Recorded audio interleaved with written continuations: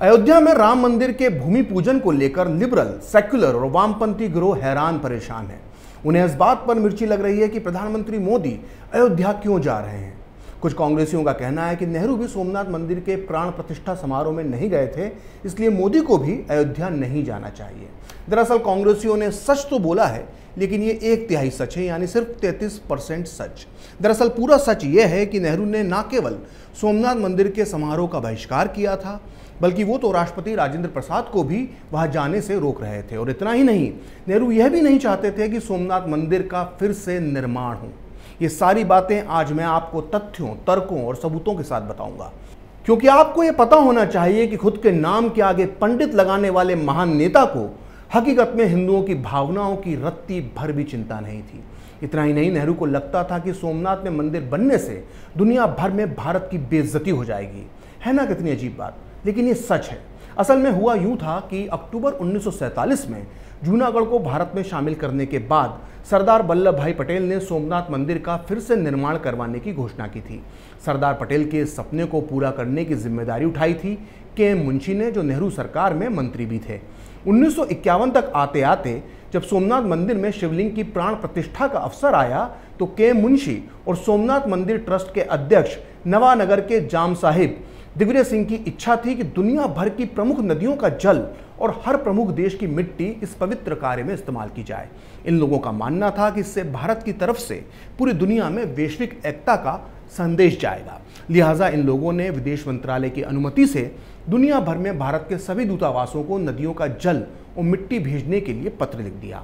अधिकतर राजदूतों ने इस काम को पूरा किया, लेकिन एक राजदूत ऐसा था जिसने इस पवित्र कार्य में अड़ंगा डाल दिया। उसका नाम था के.एम. पणनीकर, जो चीन में भारत के राजदूत थे। जैसा कि मैं आपको पहले अपने पिछले कुछ वीडियोस में बता चुका हूं कि पणनीकर वामपंथी मानसिकता के थे और नेहरू के खासम खास थे। चीन ने आज भारत की हजारों वर्ग मील जमीन पर जो कब्जा कर रखा है, उसमें पणनीकर साहब का भी एक बड़ा योगदान है। खैर, पणनीकर ने तत्काल सोमनाथ मंदिर के लिए मिट्टी और जल की मांग पर आपत्ति जताते हुए पीएम नेहरू को 21 मार्च 1951 को एक खत भेजा, जिसमें उन्होंने लिखा कि सोमनाथ मंदिर ट्रस्ट ने भारतीय दूतावास से चीन की नदियों का जल और मिट्टी मांगी है। इस पर होने वाले खर्चे को हम किस मद में डालेंगे। जैसा कि सभी को पता है कि चीन में कम्युनिस्ट सरकार है, वो सोमनाथ मंदिर के पुनर्निर्माण पर भारत के बारे में क्या सोचेगी। पणनीकर को लग रहा था कि सोमनाथ मंदिर के निर्माण से तानाशाह माओ को कितना दुख पहुंचेगा, क्योंकि माओ के लिए धर्म जहर के समान था। सोचिए, नेहरू के इन चेले चमचों को भारत के करोड़ों हिंदुओं की भावनाओं की नहीं, बल्कि कम्युनिस्ट चीन और उसके खूनी तानाशाह माओ की फिक्र ज्यादा थी। आप सोच रहे होंगे कि राजदूत पणनीकर का यह मूर्खतापूर्ण पत्र पढ़कर नेहरू नाराज हुए होंगे, तो आप गलत हैं। कम्युनिस्ट चीन की भावनाओं को कॉमरेड नेहरू से ज्यादा और कौन समझ सकता था। कॉमरेड नेहरू ने 17 अप्रैल 1951 को पणनीकर को जवाब देते हुए जो लिखा, उसे पढ़कर नेहरू के अंधभक्तों का भ्रम दूर हो जाएगा। नेहरू ने लिखा कि सोमनाथ मंदिर के बारे में आपके विचारों से मैं पूरी तरह से सहमत हूं। यह सब कुछ ऊट-पटांग हो रहा है। मैंने राष्ट्रपति को इस कार्य के मुख्य सूत्रधार के.एम. मुंशी को अपने विचार साफ साफ बता दिए हैं। मैंने तो राष्ट्रपति को वहां ना जाने के लिए भी कहा है, किंतु देर हो जाने के कारण अब उन्हें रोक पाना मेरे लिए संभव नहीं है। लेकिन राष्ट्रपति वहां जो कुछ भी करेंगे, उसके प्रभाव को अधिक से अधिक कम करने की मैं कोशिश कर रहा हूं। दरअसल पणनीकर का पत्र मिलते ही नेहरू को मौका मिल गया। इस पत्र के बहाने वो सोमनाथ मंदिर के पुनर्निर्माण के खिलाफ मुहिम छेड़ने में कामयाब हो गए। उन्होंने पणनीकर का पत्र कई लोगों को भेजा, इनमें सी राजगोपालचारी भी एक थे। राजा जी को नेहरू ने जो लिखा उसे आप भी पढ़िए, इससे नेहरू के इरादे सबके सामने आते हैं। नेहरू ने लिखा कि मैं पणनीकर का पत्र आपको भेज रहा हूं, साथ ही बर्मा की कम्युनिस्ट पार्टी के बारे में उनका नोट भी। उन्होंने सोमनाथ मंदिर के झमेले के बारे में जो लिखा है, उसकी ओर मैं आपका ध्यान विशेष रूप से आकर्षित करना चाहता हूं। मैं इस बारे में बहुत परेशान हूं, किंतु सोच नहीं पा रहा कि अब मैं क्या करूं। यह अचंभे की बात है कि लोग दूतावासों को नदियों का जल भेजने के लिए पत्र लिख रहे हैं। सोमनाथ मंदिर के लिए कुछ देशों की नदियों का जल और मिट्टी क्या मांग ली गई, नेहरू ने इस पर बवाल मचा दिया। उनका यह मानना था कि सोमनाथ मंदिर के पुनर्निर्माण से दुनिया में भारत की इज्जत खराब होगी, क्योंकि भारत एक धर्मनिरपेक्ष देश है। नेहरू के गुलामों को मेरी बात पर यकीन नहीं आ रहा होगा, इसलिए उन्हें नेहरू का वो पत्र पढ़ना चाहिए जो उन्होंने 17 अप्रैल 1951 को के.एम. मुंशी के नाम पर लिखा था। इस पत्र में नेहरू लिखते हैं कि राजदूत पन्नीकर से जल और मिट्टी भेजने की प्रार्थना किसी व्यक्ति ने निजी तौर पर की होती तो कोई बात नहीं थी, लेकिन इस प्रार्थना को भेजने वाले लोग सरकार का हिस्सा हैं और इसमें राष्ट्रपति के नाम का भी उल्लेख किया जा रहा है। इससे हमारी स्थिति विदेशों में खराब होगी। मुझे लगता है कि हमारे लोग ये नहीं समझ पा रहे हैं कि विदेशी लोग हमारे कुछ विचारों और कार्यों को किस रूप में देखते हैं। मैं इस बात से बहुत ज़्यादा परेशान हूँ। मुझे बताइए कि और किन किन दूतावासों को आपने पत्र भिजवाए हैं, मुझे उनको भी पत्र लिखने होंगे। खुद को धर्मनिरपेक्ष मानने वाले कॉमरेड नेहरू को नदियों के जल और मिट्टी से ही आपत्ति नहीं थी, बल्कि वो सोमनाथ मंदिर पर सरकार की चवन्नी भी खर्च नहीं करना चाहते थे। और ऐसे में उन्होंने उन दिनों किसी अखबार में ये छपा देख लिया कि सौराष्ट्र सरकार सोमनाथ मंदिर की प्राण प्रतिष्ठा समारोह पर 5 लाख रुपए खर्च करने जा रही है। हालांकि सौराष्ट्र सरकार ने तुरंत ही इस खबर का खंडन कर दिया क्योंकि ये एक फेक न्यूज़ थी। लेकिन नेहरू के हाथ में एक हथियार आ गया। कॉमरेड नेहरू किसी भी हालत में 5 लाख रुपए के मुद्दे को छोड़ना नहीं चाहते थे। उन्होंने 22 अप्रैल 1951 को राष्ट्रपति डॉक्टर राजेंद्र प्रसाद को एक खत लिख दिया, जिसमें उन्होंने लिखा कि मैं सोमनाथ मामले से बहुत अधिक परेशान हूं। जैसा कि मुझे डर था, इस पर राजनीति शुरू हो गई है। विदेशों में भी इसकी चर्चा हो रही है। हमारी आलोचना में कहा जा रहा है कि भारत की सेक्युलर सरकार एक ऐसे समारोह से अपने को कैसे जोड़ सकती है जो हिंदू पुनरुत्थानवाद का प्रतीक है। मुझसे संसद में सवाल पूछे जा रहे हैं और मैं उनके उत्तर में कह रहा हूं कि सरकार का इससे कोई लेना देना नहीं है और जो लोग सोमनाथ मंदिर में किसी भी रूप में जुड़े हैं वो अपनी निजी हैसियत से ऐसा कर रहे हैं। जाम साहब दिग्विजय सिंह जो सोमनाथ ट्रस्ट के अध्यक्ष होने के साथ साथ राज प्रमुख भी हैं, ऐसे में उनकी दोनों भूमिकाओं को अलग अलग देख पाना मुश्किल ही है। हमारे कई दूतावासों को उनके पत्र के कारण मुश्किलों का सामना करना पड़ रहा है और उन्होंने उसका कड़ा विरोध भी प्रकट किया है। कुछ विदेशी दूतावास भी पूछ रहे हैं कि यह सब क्या हो रहा है।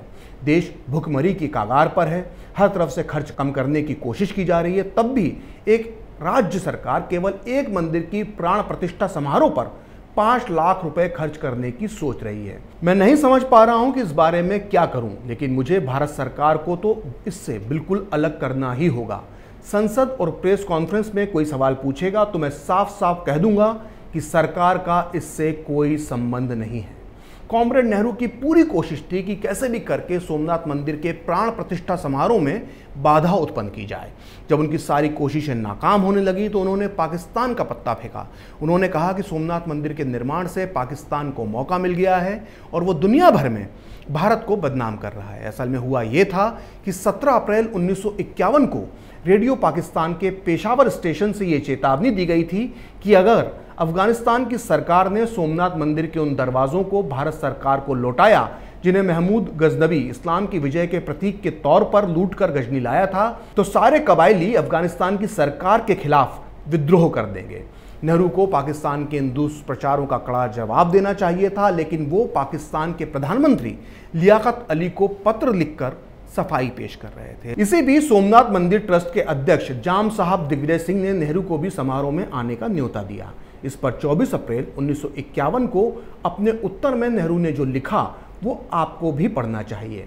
उन्होंने लिखा, इस कठिन समय पर ऐसे किसी समारोह के लिए मेरे लिए दिल्ली छोड़कर जाना संभव नहीं है, लेकिन इस समारोह के बारे में मैं आपको अपने विचार साफ साफ बताना चाहता हूँ। मैं इस पुनरुत्थानवाद से बहुत अधिक परेशान हूँ। यह बात मेरे लिए बहुत कष्टदायक है कि राष्ट्रपति, मेरे कुछ मंत्री और राष्ट्र प्रमुख होने के नाते आप सोमनाथ के समारोह से जुड़े हुए हैं। मैं सोचता हूं कि ये सब हमारे देश की प्रकृति के अनुरूप नहीं है और इसके राष्ट्रीय एवं अंतर्राष्ट्रीय परिणाम अच्छे नहीं होंगे। तो सुना आपने कॉमरेड नेहरू को कितनी तकलीफ हो रही थी सोमनाथ मंदिर और उसके प्राण प्रतिष्ठा समारोह से। अब आगे सुनिए, जिसे सुनकर नेहरू के चमचों, गुलामों और भक्तों के पैरों के नीचे से जमीन खिसक जाएगी। नेहरू को उनके चेले लोकतंत्र का रक्षक बताते हैं, लेकिन उन्हें यह जानकर धक्का लगेगा कि नेहरू अपने इशारे पर सरकारी रेडियो यानी आकाशवाणी को चलाते थे। आज के दौर में हर सरकार पर दूरदर्शन के गलत इस्तेमाल का आरोप लगता है, लेकिन आपको ये जानकर आश्चर्य होगा कि इस गलत परंपरा की शुरुआत अगर किसी ने की थी तो वो थे जवाहरलाल नेहरू। दरअसल सोमनाथ मंदिर के समारोह में राष्ट्रपति राजेंद्र प्रसाद जा रहे हैं, इस बात का ज़्यादा प्रचार ना हो, इसके लिए नेहरू ने तत्कालीन सूचना प्रसारण मंत्री रंगनाथ दिवाकर को 28 अप्रैल 1951 को एक पत्र लिखा जिसमें उन्होंने कहा कि सोमनाथ मंदिर के प्राण प्रतिष्ठा समारोह को रेडियो और अखबारों में ज़्यादा तवज्जो नहीं मिलना चाहिए। और यकीन मानिए, नेहरू ने जो फरमान दिया था उसका पूरा पालन भी हुआ। 11 मई 1951 को डॉक्टर राजेंद्र प्रसाद सोमनाथ मंदिर के समारोह में शामिल हुए, लेकिन इस खबर को उस दौर में बहुत ज़्यादा तवज्जो नहीं दी गई। सोचिए, अभिव्यक्ति की आज़ादी की बात करने वाले नेहरू के चमचों को ये नहीं मालूम कि नेहरू खुद तय करते थे कि कितनी खबर चलना चाहिए और कितनी खबर छपना चाहिए। खैर, जैसे जैसे सोमनाथ मंदिर की प्राण प्रतिष्ठा का वक्त करीब आता जा रहा था, नेहरू की बौखलाहट बढ़ती जा रही थी। उन्होंने 23 अप्रैल 1951 को कैबिनेट की बैठक में मंत्री के मुंशी और एनवी गाडगिल का अपमान करते हुए उन्हें पूरे मसले के लिए जिम्मेदार बताया, जैसे मुंशी और गाडगिल ने ही मंदिर का निर्माण करवाकर न जाने कौन सा अपराध कर दिया हो। नेहरू के इस व्यवहार पर एनवी गाडगिल ने अपनी किताब गवर्नमेंट फ्रॉम इनसाइड में विस्तार से लिखा है। गाडगिल लिखते हैं कि नेहरू जी को हमेशा पाकिस्तान के प्रचार की चिंता लगी रहती थी। उन्होंने यह जानने की कोशिश ही नहीं की कि सोमनाथ मंदिर के पुनर्निर्माण की घोषणा ने करोड़ों भारतवासियों के मन में उत्साह और हर्ष की लहर पैदा की थी।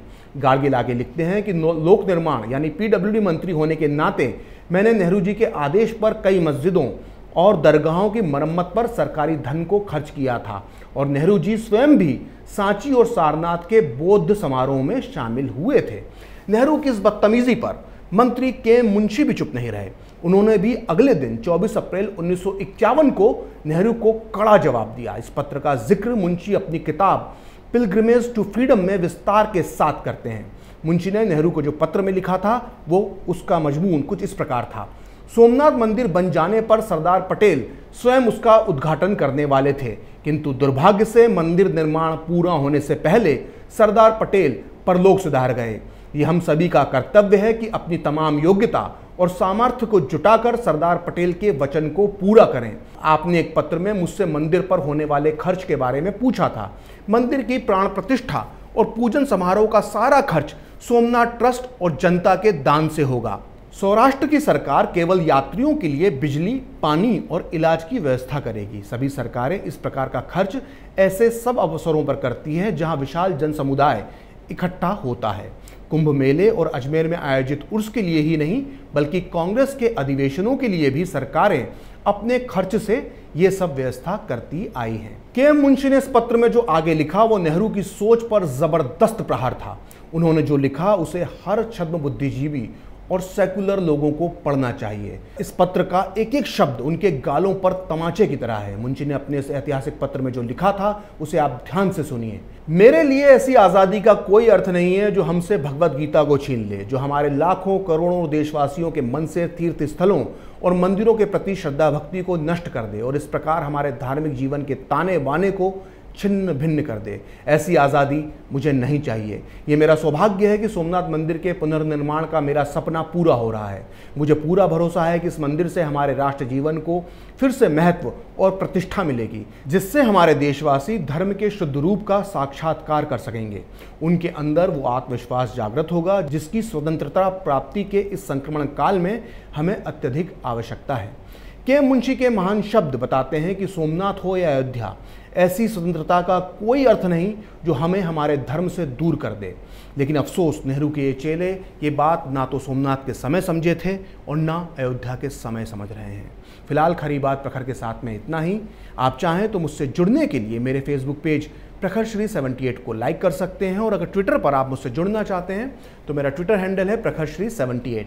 अगर आपको ये वीडियो पसंद आया तो इसे लाइक करें, शेयर करें और कैपिटल टीवी को सब्सक्राइब करें। नमस्कार।